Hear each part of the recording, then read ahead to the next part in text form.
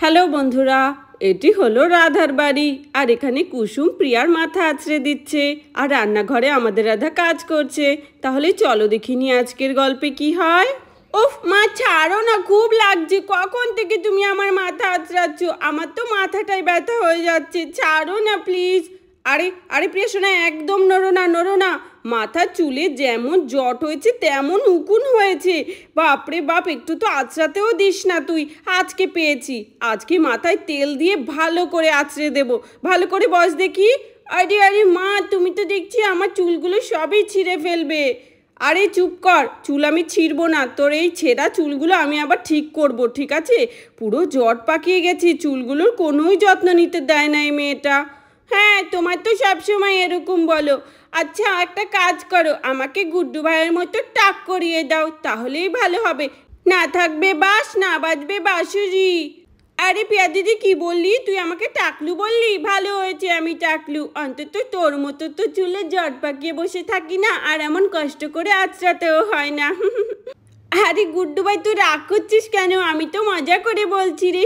সত্যি আমারও এখন ইচ্ছে করে তোর মতো টাক করে ফেলতে। আয় আয় প্রিয়া, বেশি কথা না, আয় আমার কোলে আয়, ভালো করে আঁচড়াতে দে মাথাটা। আচ্ছা ঠিক আছে, নাও তাহলে আঁচড়ে দাও এবার ভালো করে। আরে দিদি বল না, আজকে দুপুরে কি রান্না করব? সকালে তো কোনো রকমে আলু সেদ্ধ ভাত দিয়ে খেয়ে নিলাম, কিন্তু এবার দুপুরে কি রান্না করব? ঘরে তো কোনোই বাজার নেই, বল তো দেখি।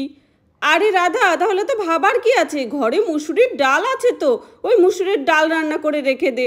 বিশ্বজিৎ ভাই সময় পায়নি বলে বাজারে যেতে পারেনি, তুইও না, ওকে আর ফোন করে বলিস না এটা ওটা আনতে। তুই ওই ডালই রান্না করে রাখ। আচ্ছা ঠিক আছে দিদি, তাহলে আমি তাই করছি। আরে ডাল, আজকেও ডাল? না রাধা আন্টি, আজকে মুরগির মাংস রান্না করো, চিকেন।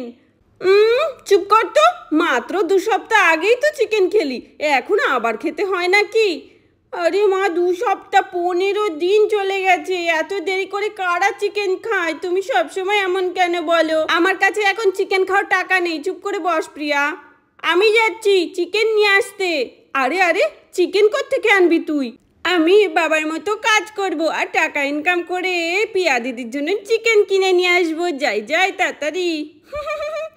আরে দেখেছিস রাধা, তোর ছেলে কত দায়িত্ববান। দিদিকে চিকেন খাওয়ানোর জন্য সে এখন কাজ খুঁজতে গেছে। আর ছাড় তো, ওর আবার কাজ নিশ্চয়ই কেলটুদের বাড়ি গেছে। শাড়ি নেবে গো, শাড়ি। আরে কে কোথায় আছো বউরা, মেয়েরা শিগগিরই আসো, দেখো অফার অফার, খুব সুন্দর একটি অফার দিয়েছি। 2টি শাড়ির সাথে 1টি শাড়ি ফ্রি ফ্রি। আরে রাধা, তোমাদের কি শাড়ি লাগবে না নাকি? আরে ও কুসুম দিদি, দেখো কত সুন্দর সুন্দর শাড়ি এনেছি, তাড়াতাড়ি করে এসো কিনে নাও, নইলে ভালো ভালো শাড়িগুলো সব বিক্রি হয়ে যাবে। এরকম শাড়ি আর কোথাও খুঁজে পাবে না, তাড়াতাড়ি করে এসো গো কুসুম দিদি, দেখো লাল সবুজ সব পাবে। আরে রিনি, তুমি আবার এখানে শাড়ি বিক্রি করছো কবে থেকে? তুমি তো দেখেছিলাম তোমার ফেসবুক পেজে শাড়ি বিক্রি করো, আর এখন তো তুমি দেখছি ঠেলা নিয়ে বের হয়েছো, কি গো? আর বলো না, স্টক ক্লিয়ার করছি। নেটের এত সমস্যা যে এখন কেউ মোবাইল থেকে শাড়ি অর্ডারই করছে না, তাই নিয়ে বেরোলাম আর কি।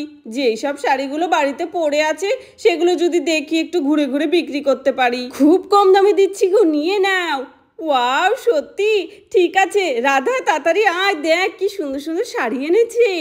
আরে বাহ, কি সুন্দর, পাড়গুলোও তো কত সুন্দর। আরে হ্যাঁ গো, একদম সুতির মধ্যে, পরেও তো খুব আরাম পাবে। নিয়ে নাও 2-4টে। হ্যাঁ হ্যাঁ দাঁড়াও, আমি আগে রাধাকে ডাক দিই, তারপর আমি নিচ্ছি। আরে এ রাধা বোন, কি করছিস? তাড়াতাড়ি আয়। আরে দিদি শাড়ি নিয়ে এসেছে।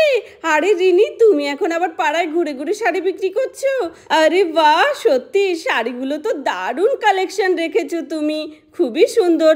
ভাবছি কয়েকটা নিয়ে নি, কি বল দিদি? আরে হ্যাঁ রাধা, সময় নষ্ট না করে নিয়ে নে। আরে হ্যাঁ রাধা, নিয়ে নাও, তোমাদের জন্য স্পেশাল অফার। আরে আমাদের জন্য আবার কি অফার গো? হ্যাঁ, শাড়ির সাথে কানের দুল ফ্রি। আরে আরে, না না আন্টি, আমার মা রাধা আন্টির কাছে কোনো টাকা নেই, ওরা শাড়ি কিনতে পারবে না। আর যদি শাড়ি বিক্রি করো ওদের কাছে, ওরা ধারে নেবে, ওরা তোমাকে টাকাই দেবে না। আরে কি ধারে? আরে ও কুসুম দিদি, আমি কিন্তু ধারে টারে শাড়ি বিক্রি করতে পারবো না, এমনি আমার সেল অনেক কম গো। ব্যবসার টাকা যদি আটকে থাকে আমি কি করে চলবো? আরে তুমি ওই মেয়ের কথা শুনো না, আমার কাছে টাকা আছে, তোমাকে দেবোক্ষণ শাড়ির টাকা। আচ্ছা ঠিক আছে, তাহলে যতগুলো শাড়ি লাগে নিয়ে নাও। আমি চিকেন খেতে চাইলাম, তখন বলছো টাকা নেই টাকা নেই, আর এখন শাড়ি কেনার বেলা ভালোই টাকা বের হয়ে যাচ্ছে। আমি যখনই কিছু চাই তখনই তোমার কাছে টাকা থাকে না, কিন্তু নিজের বেলায় জিনিস ভালোই কিনতে পারো। যাও, এখানে সব শাড়ি পচা, তোমরাই কেন গিয়ে, আমি চলে যাচ্ছি। আরে আরে পিয়াসোনা, রাগ করছিস কেন? আরে নে, তুইও একটা শাড়ি পছন্দ করে নে, যখন সরস্বতী পুজো হবে তুইও পরবি। ওয়াও, সরস্বতী পুজো তো অনেক দেরি আছে। ঠিক আছে, আমি তার আগেই তাহলে একটা শাড়ি কিনে রেখে দিই আলমারিতে। ওয়াও, এই ব্লু কালারের শাড়িটা খুব সুন্দর। আরে ওটা ব্লু নয়, ওটা তো পার্পেল। আরে রাধা, কেন আবার ওকে শাড়ি কিনে দিচ্ছিস তুই? আরে দিদি তুই চুপ কর না, মেয়েদের একটু একটু শখ থাকেই শাড়ির। তারপর রাধারা শাড়ি পছন্দ করতে থাকে। আরে বাহ দিদি, দেখ এই শাড়িটা ছাপাটা কত সুন্দর না? আরে হ্যাঁ, কাপড়টাও কিন্তু বেশ সুন্দর, একটু ধরে দেখ। আরে ধরে দেখার দরকার নেই, এগুলো দেখেই বোঝা যাচ্ছে খুবই সফট। আরে হ্যাঁ সত্যি, আর পাড়ের কাজটাও কিন্তু দারুণ। আরে হ্যাঁ রাধা, নিয়ে নাও, এগুলো এক পিসই রয়েছে। আরে এক পিসই রয়েছে, কিন্তু এই ডিজাইনের মধ্যে অন্য কালার থাকলে ভালো হতো। সরি রাধা, অন্য কালারের মধ্যে তো এই শাড়ি পাবে না, তবে অন্যান্য শাড়িগুলো পাবে যেগুলো বেশ সুন্দর। এখানে ইয়েলো, গ্রিন, আরে হ্যাঁ শ্রাবণের মাস চলছে, সবুজ শাড়ি না পরলে কি চলে? রাধা এই শাড়িটা দেখো তুমি, আর এই গ্রিন কালারটাও পরলে তোমাকে খুব মানাবে। আচ্ছা আচ্ছা, তাই নাকি? সবুজ শাড়িও আছে? ঠিক আছে, বের করো তো। এই দেখো কত সুন্দর ডিজাইন, পাড়ের কাজটা দেখেছো কত সুন্দর, আর কাপড়টাও কিন্তু খুব সফট, এগুলো ধুলেও একটুও রং চটবে না, বুঝলে তো? যেমন শাড়ি বছরের পর বছর পরবে একই রকম থেকে যাবে। আরে এত জ্ঞান দিও না তো, শাড়ি বিক্রি করার সময় সবাই এক কথা বলে, তারপরে দুদিন গেলেই দেখা যায়। আরে রাধা চুপ কর, শুনে ফেলবে তো। আর শুনুক গে তো দিদি, সত্যি ওরা এমন করে বলে। আরে রাধা কি বিড়বিড় করছো, নিয়ে নাও। আরে আরে সবুজ শাড়ি, আরে আমার লাগবে তো সবুজ শাড়ি। আরে ও রিমি দিদি, আমি যে তোমাকে সবুজ শাড়ির একটা অর্ডার দিয়েছিলাম ফেসবুকে, তুমি ওই শাড়িটা এনে ওদেরকে দেখাচ্ছ?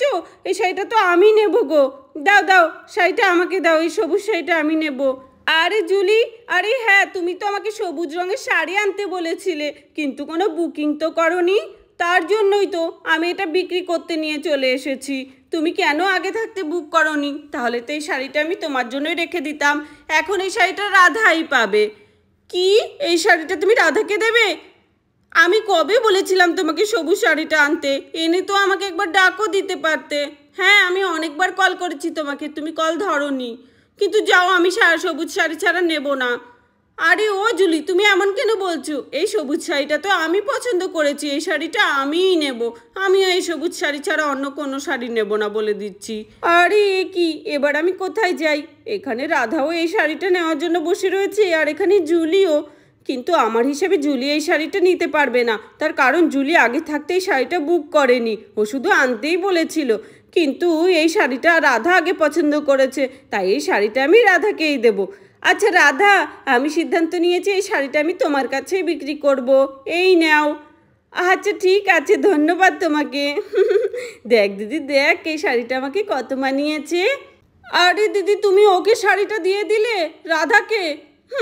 আমি এখান থেকে আর একটা শাড়িও নেব না তোমার। আরে আরে অমন কেন করছো? ওই গ্রিন কালারের যে ডিজাইনের শাড়িটা দেখতে পাচ্ছ না, ওটা আরও আছে, কিন্তু কালারটা একটু আলাদা হবে। দেখো এটাও খুব সুন্দর, তোমারও পছন্দ হবে। নেবে? তাহলে দেখাচ্ছি। আরে মহিলাদের কাছে শাড়ি বিক্রি করতে করতে তো আমিই পাগল হয়ে যাচ্ছি, জানি না দোকানদারেরা কি করে বিক্রি করে। আমার অনলাইনের ব্যবসাটাই ভালো ছিল, শুধু শুধু ঠেলা নিয়ে বের হলাম আজকে। আরে দেখো জুলি দেখো, ওই সবুজ শাড়ির ডিজাইনে এই কালারের আরেকটি শাড়ি পেয়ে যাবে তুমি, অনেক সুন্দর ডিজাইনটা। আরে এই শাড়িটা পরে গেল। আরে বাহ, এটা তো সবুজটার থেকেও বেশি সুন্দর। আরে সত্যি এই শাড়িটা আমার খুব পছন্দ হয়েছে। আচ্ছা আচ্ছা, তাহলে একটা কাজ করো, আমাকে এই শাড়িটাই দিয়ে দাও, আমি এটাই নিচ্ছি। না না আন্টি, এই শাড়িটার থেকে আমাদের রাধা আন্টি যে শাড়িটা নিয়েছে সেটা বেশি সুন্দর, তোমারটা কেমন মেয়ের মেরে। আরে প্রিয়া ঠিক বলছো, এটা যেন কেমন মেয়ের মেরে। আরে প্রিয়া চুপ, কত কষ্টে রাজি হয়েছে ওই শাড়িটা নিতে, আবার আবার বলছে। আরে সত্যি? আচ্ছা রিমি দিদি, আমি এই শাড়িটা নেব না, এখানে রাখলাম, কেমন মেয়ের মেরে, একদমই ভালো লাগছে না। আরে প্রিয়াটা তো দিল আমার ব্যবসা চপট করে, কেন ওনার সামনে আবার বলতে গেল এই মেয়েটা যে শাড়িটার কালারটা মেয়ের মেরে। আরে প্রিয়া সোনা, তুমি একটু চুপ করে থাকতে পারো না? দেখলে তো জুলির মনটা কত খারাপ হয়ে গেল।